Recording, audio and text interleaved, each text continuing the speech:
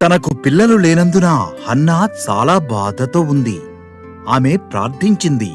అప్పుడు దేవుడు సమూయేలు అనే ఒక కుమారుడినిచ్చాడు. ఆమె ఎంతో కృతజ్ఞతతో దేవుడిని సేవించడానికి సమూయేలును దేవునికే ఇచ్చేసింది.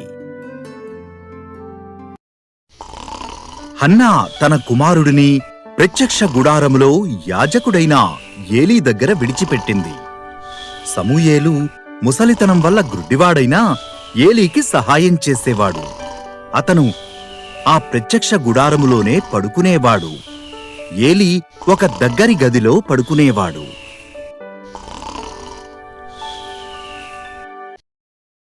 ఒక రాత్రి సమూయేలు ఎవరో తన పేరు పిలవడం విన్నాడు.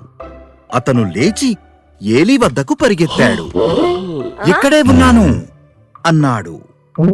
నేను నిన్ను పిలవలేదు, వెళ్ళి పడుకో అని ఏలీ గొణిగాడు. సమూయేలు వెళ్ళి పడుకున్నాడు. అతను మరలా తన పేరు విన్నాడు. సమూయేలు తిరిగి ఏలీ యొద్దకు పరిగెత్తాడు. ఇక్కడే ఉన్నాను అన్నాడు. నేను నిన్ను పిలవలేదు, వెళ్ళి పడుకో అన్నాడు ఏలీ నిద్రమత్తుతో.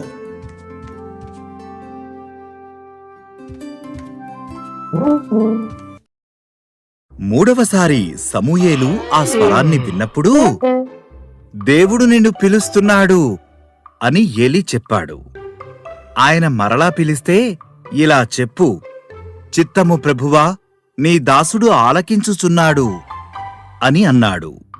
సమూయేలు అలాగే చేశాడు.